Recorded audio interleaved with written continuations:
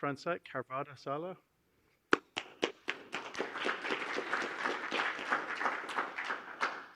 Thank you very much. I can identify with what you called a text fetishist. Does this seem to be on, by the way? Can you hear me? Let's, do you mind, talking into that? Hello? That's better, right? Okay, fantastic. Thank you. Sorry about that. So you talk from a text fetishist? I can identify with that. This is an interesting word, because I am convinced that if we deepen in the concept of text and understand better what a text is, then we will be able to improve many things. I would like to share with you what I've been working on my own for several years. I am not an experienced public speaker, and English is not my first language, so I will have to stick to the script. I apologize for that. I am going to talk first about some ideas regarding text, then about the application of these ideas to computing, and last about my research projects.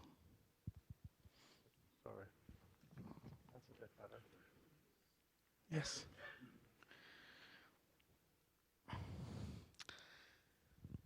While writing, science, and computing are big achievements of human history, they also show important limitations at the present time.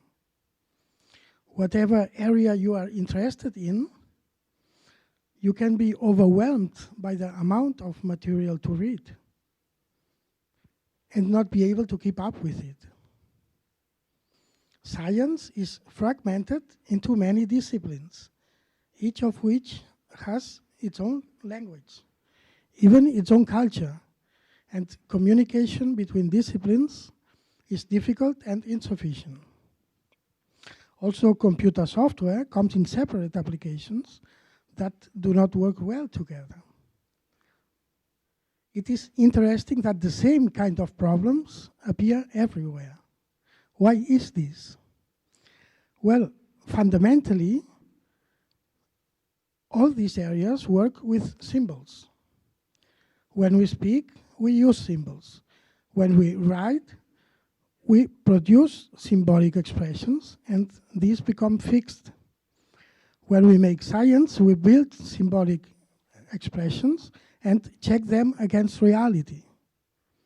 And computers are machines that can store and manipulate symbolic expressions. The key point is that all symbolic expressions have the same kind of structure. I call text an articulated symbolic figure, and any articulated symbolic figure is a text. My thesis is that any text can be represented using a simpler formula that can be expressed mathematically. This thesis is suggests also a plan for action. Because if we build computer systems that manage text, then this system will allow us to manage all writings, all sciences, and more as an integrated whole. Although this plan can be applied to any field, my research is now concentrated in computing. So what is the current software paradigm? Software comes in separate applications, each of which has its own functions, its own data, and stores the data in its own files. This has many disadvantages. For example, you have a spell checker in your word processor application and another one in your email application, if it happens to be from another vendor.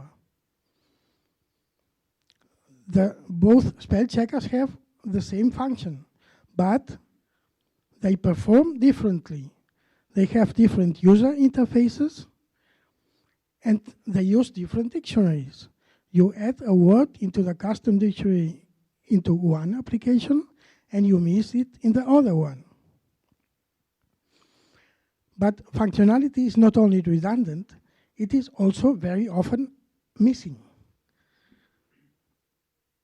For example, you might not be able to spell check your document names just because the programmers have not prepared this particular case, although there are several spell checkers installed in your system. With the current paradigm, applications become big and complex because they must provide all functionality that the user needs in a particular context. Applications are expensive to develop and difficult to use. Additionally, applications cannot be combined, and the user is confined to the functions that were anticipated by the developers. I propose a new software paradigm. There should be a text layer underneath all applications. The operating system should have a text engine. A text engine is the software artifact that can represent text structures and manipulate them. That is, it can represent arbitrary symbols and set cross-references between them. And it can query and transform these structures. When an application needs to store some data, it stores the data through the text engine. And when an application needs to retrieve some data, it queries the text engine. There are no more files at all. Imagine such a system. You would install a spell checker, and it would be available to all your applications. You install an application to take notes, and you are able to add a note to any sentence, to a document name, to a timestamp, to a menu option. You change the name of a document, and all references update automatically. You would be able to choose the application that you want to use to work with your data. If you are writing a document, you can open a mind mapping tool that shows the document outline. You update the mind map, and the word processor updates automatically. At present, interfaces between applications must be programmed for each pair of applications. This is expensive, and as a result, many interfaces are missing. In the new paradigm, each application communicates only with the text engine. This way, every application can collaborate with any other application. Applications are smaller and can be combined. This is better for the user and better for the developer. I have been working on 2 research projects to explore this idea. The first project was a program that I wrote some years ago with the programming language Perl. It is called the Universal Text Interpreter, and it is a document generation system. To use it, you enter the information in some source files and generate output files in several formats. For example, you write some articles, and then you generate a website and a PDF file from the same source. This program is the precursor to the text engine, which is my current research project. The first version of the text engine will be used as a document generation system, but later on, some applications will be built on the top of it. For example, support for virtual files. With a virtual file system, you will use a conventional application to work on a conventional file, but the data will not be stored in the disk. Instead, it will be managed by the text engine. This way, you can work on the same data with using 2 different applications, or more than 2. For example, imagine a word processor and a spreadsheet, both having access to the same data. And when you make changes in one of them, they reflect automatically in the other one. With these research projects, I am exploring the principle of using a text layer to integrate different components.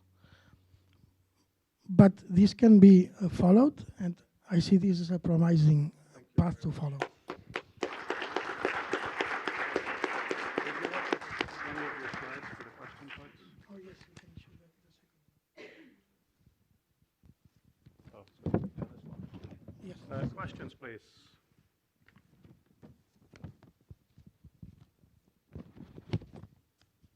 Oh, sorry. Yeah, you can have one. One of my big problems with text is that I'm now convinced that in excess of 70% of everything I read, overlaps with something I've already read.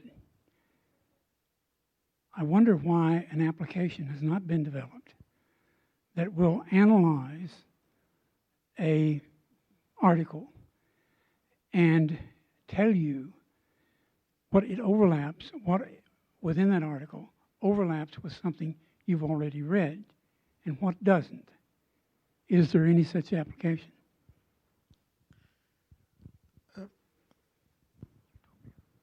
Thank you. I don't know if there is such an application. I think your work could be in this direction. The problem with the current applications is that they handle text as a sequence of characters and not semantically. This is the problem that they have. But what I am proposing is to represent the semantics of the text, and then we would be able to build such kind of applications. Some of that work has been done and some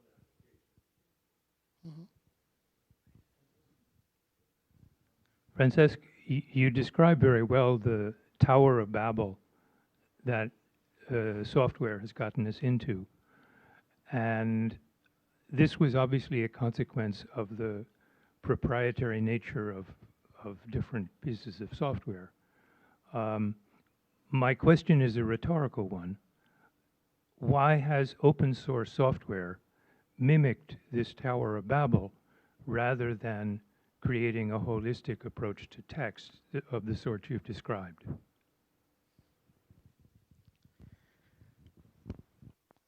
Well, rhetorical questions cannot be answered.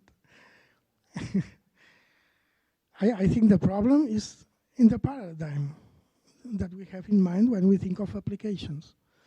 And what I am proposing is an infrastructure that changes this.